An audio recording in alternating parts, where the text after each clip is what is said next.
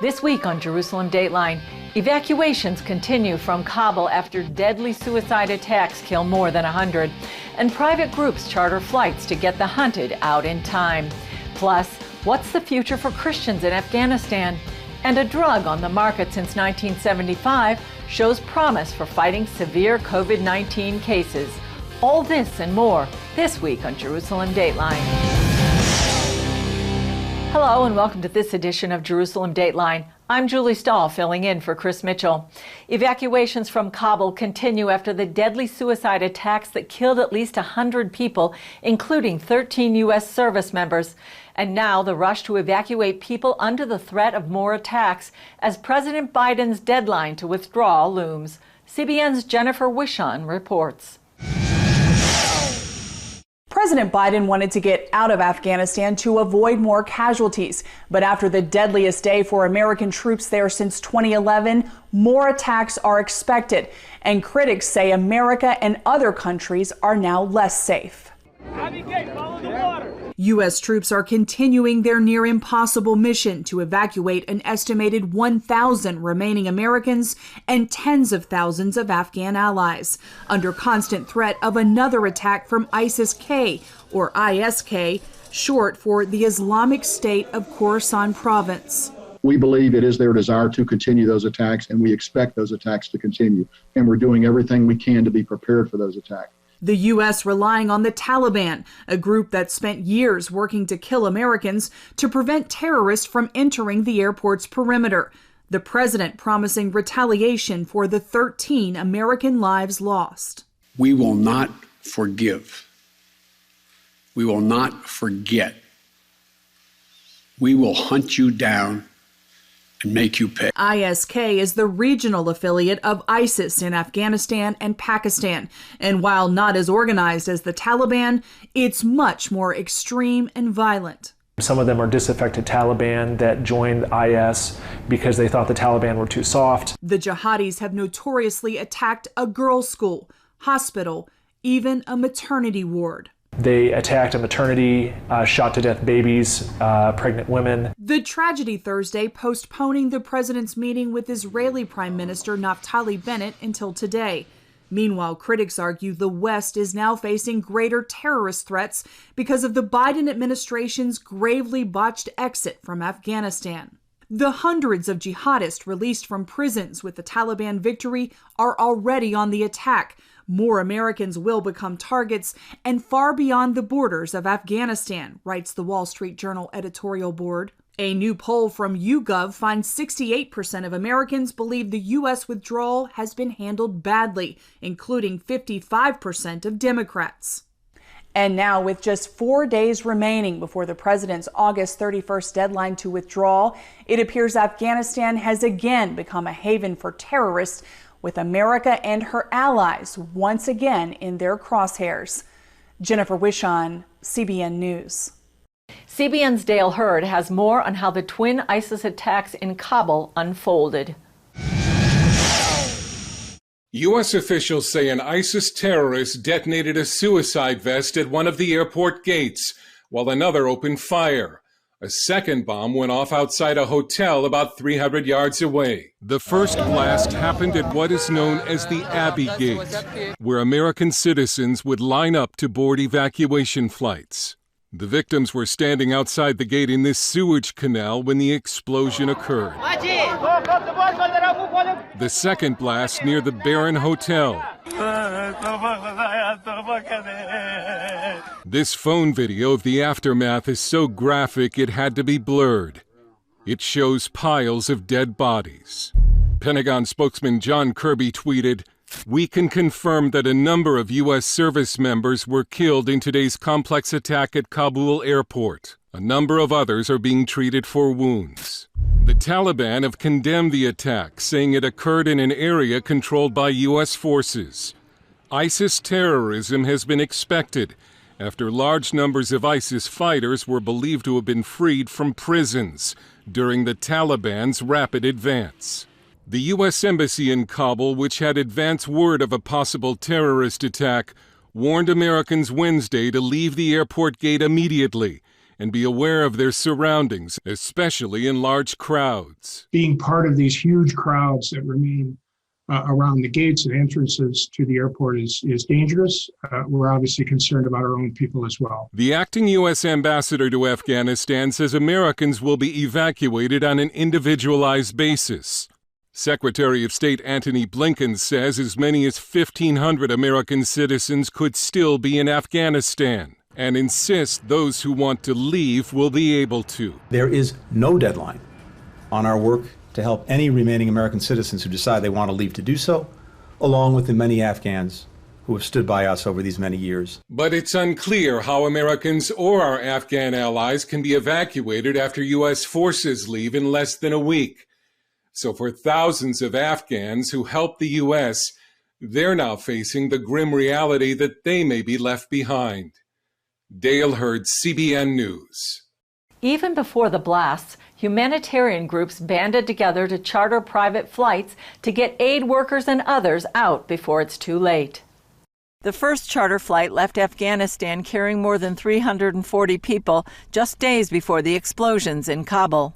We formed a coalition of like-minded partners. Most of us are faith-based, and we're working together to push ahead to try and save as many souls as we can. Charmaine Heading, president of the Shy Fund, says they're opening seats to citizens of America and other nations, Afghans who helped international forces, plus religious and ethnic minorities. Many of them are Christians now, but they come from a Muslim background and they are in fear of their life. They received a letter from the Taliban before they even closed down the whole of Kabul saying, "We know who you are, we know where you are." So they've got them on a list and they're hunting them down.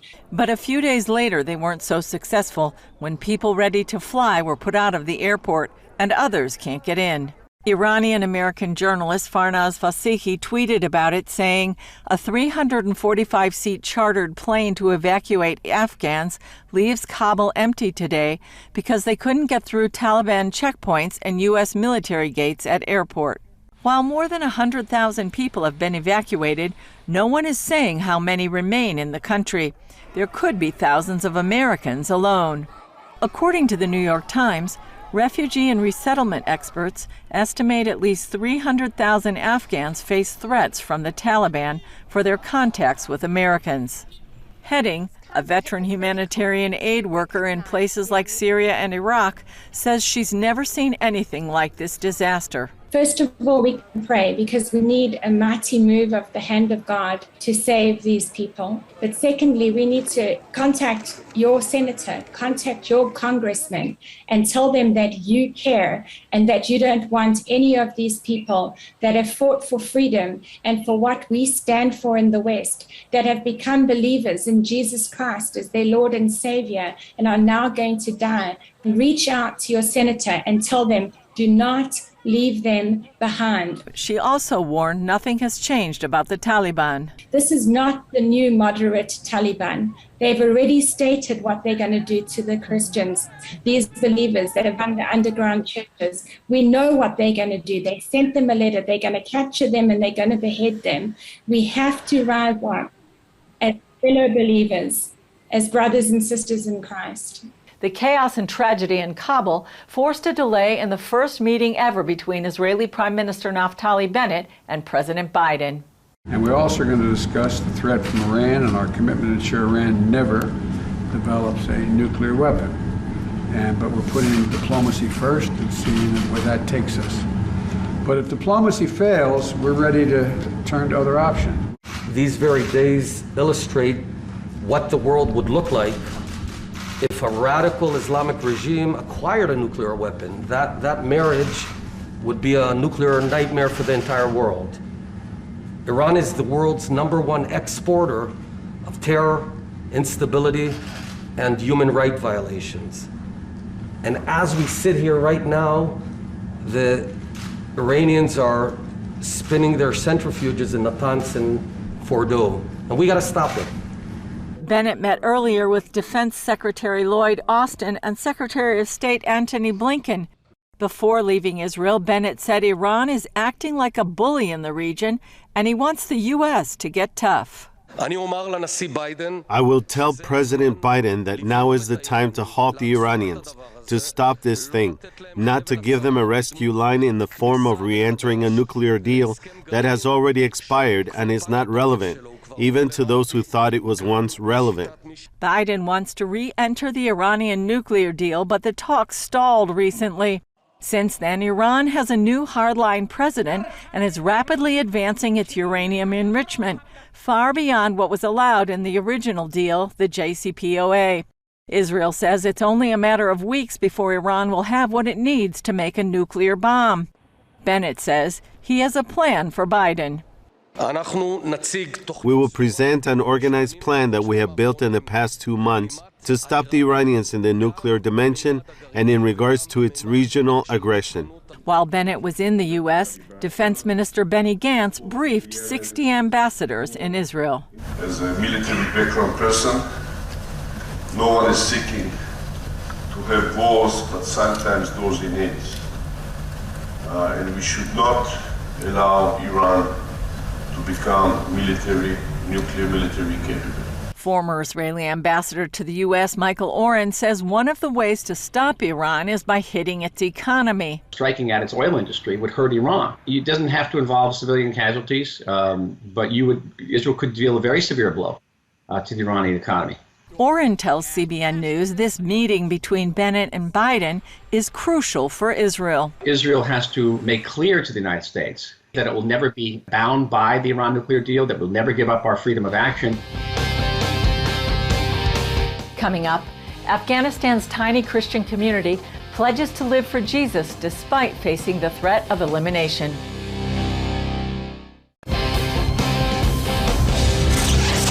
Afghanistan's tiny Christian community is facing elimination. Some leaders have already disappeared. Others fear death or that their wives and daughters will be taken as sex slaves. Despite those very real threats, Afghan Christians say they'll keep living for Jesus. Recently, CBN's George Thomas spoke with an underground church leader about life under the Taliban. Within hours of capturing Herat, the terror group's fighters were out patrolling streets trying to convince residents of Afghanistan's third largest city that life would soon return normal. Business will continue as normal, and people are happy with us. And with our services, they will be happier. Hamid has serious doubts about those claims. Right now, we fear elimination. The Taliban are going to eliminate the Christian population of Afghanistan. Hamid, not his real name, is among thousands of Afghans who've come to faith in Jesus Christ over the past 2 decades. We've concealed his identity for safety. There weren't a lot of Christians 20 years ago during the Taliban time. But today, we are talking about 5,000 to 8,000 local Christians, and they live all over Afghanistan. In an exclusive interview from an undisclosed location, Hamid told CBN News he's very concerned about the future of Afghanistan's tiny Christian community. We know a Christian believer who we've been working with in the north. He's a leader, and we've lost contact with him because his city has fallen to the Taliban. There are 3 other cities that we have lost contact with our Christian believers. According to Open Doors, Afghanistan is the second most dangerous place to be a Christian in the world, just behind North Korea. The majority of the Christians here converted from Islam. Some of the believers are known in their communities. People know that they converted from Islam to Christianity, and they are considered apostates, and the penalty for that is death. The Taliban are famous for carrying out that punishment. Taliban fighters are reportedly now going door to door, forcing families to give up their daughters, some as young as 12, to be sex slaves for their men. I have 4 sisters that are single. They are at home, and they are worried about this. David, a foreign national, has worked in Afghanistan for the past 3 decades. We've taken similar precautions to protect his identity. He saw the Taliban's brutality up close while living in Kabul during its last reign. Now comes fear of a return to the days of regular executions, flogging, stoning to death, and hand-chopping. They have a strict interpretation of Islamic law, not only from the Quran, but also from what they call hadiths, which are traditions, sayings, and practical applications of Islamic law. They take these literally. Despite these threats, David says there's a hunger among Afghans like never before to know God in an intimate way. People are really seeking in their heart for peace, seeking for a true relationship with God, for meaning in life, and for an understanding of who is this God. Hamid is asking people around the world to pray for his country during these uncertain times. The Christian community in Afghanistan is strong. They are trusting Jesus. They are working with Jesus despite the potential of being eliminated by the Taliban. George Thomas, CBN News. Medical researchers are closely watching Israel as it becomes the first country to use vaccine boosters for COVID-19. And that's not all. Israel is also out front in testing promising treatments. With COVID-19 cases on the rise, Israeli healthcare leaders took the lead in recommending a third dose of the Pfizer vaccine. It's working, it's safe, and it's the way to defeat this virus. Although more than 60% of Israelis are fully vaccinated, this latest surge could lead to a fourth lockdown over the upcoming Jewish holidays. As I said, what we're seeing in Israel right now, even though there is a surge in cases, the level of severe COVID hospitalizations and death is much lower in people who are vaccinated. Dr. Yair Lewis, a former member of Israel's national coronavirus response, believes there could be yet another surge. Lewis says while the vaccine is important, treatments are crucial. Obviously, developing therapeutics to treat people who have been infected is something that we should be able to actively protect people who have been infected. So we have to have a drug as the second line of defense. And that's the goal of Hebrew University professor Yaakov Nachmias and his team. CBN News met him last year after they identified that fenofibrate, a drug on the market since 1975, could possibly fight the disease. Clinical trials now show it's working. And we looked at 15 severe COVID-19 patients. These are patients that had to have oxygen. What we saw is that inflammation, essentially pneumonia, disappeared in just the first 48 hours. COVID-19 creates an overreaction of the immune system known as a cytokine storm. Instead of fighting the lung infection, it destroys the lung tissue itself. 93%. Compared to about 25% in the general population, could go home without oxygen support in less than a week. Nachmias says 2 clinical studies on 4 continents are also using the drug for treatment. One of the things that makes us very excited about fenofibrate is that it has an exceptional safety record. The second thing is that it's incredibly cheap. At Tel Aviv's Ichilov Hospital, Professor Nadir Arber continues work on an Israeli drug called ExoCD24. Earlier this year, he told CBN News about his first round of trials. And we give it by inhalation. It's very simple. So we enrolled 30 patients in the phase 1. We checked for safety, and the drug was very safe, no side effects whatsoever. A clinical trial in several Greek hospitals has shown similar results on 90 patients, with about 80 leaving the hospital within 5 days. In the near future, he believes it will be used as an at-home therapy and potentially a platform for treating other similar ailments. Visitors to Jerusalem often place written prayers in the cracks of the Western Wall. Have you ever wondered what happens when those crevices get too full? Take a look. Prior to the worldwide pandemic, some 12 million people visited the Western Wall each year. Many tucked prayer notes between the ancient stones, but this year was different. We have here notes from all over the world. Many are sent by technical means because this year, residents of the diaspora can't make it to the Western Wall to pray here. Since the outbreak of the pandemic, the Western Wall Heritage Foundation received more than 91,000 notes on its website, including from the U.S., Europe, and even from Jordan and the UAE. The Western Wall behind me is the retaining wall of the Second Temple from 2,000 years ago. When King Solomon built the first temple, God said his eyes and heart would always be on this place. That's why traditionally Jews and people of other faiths put their prayers in the Western Wall. Western Wall Rabbi Shmuel Rabinovich says this year they received many requests from children living around the Gaza Strip during Israel's 11-day war with Hamas. So what happens when those cracks get too full? Twice a year, the prayer slips are removed. Workers collect the notes with wooden sticks, bundle them in bags, and later bury them in the cemetery on the Mount of Olives. According to Jewish religious practice, it's forbidden to destroy anything on which the name of God is written. That means these little prayer slips are treated with the same respect as damaged or worn Torah scrolls and prayer books.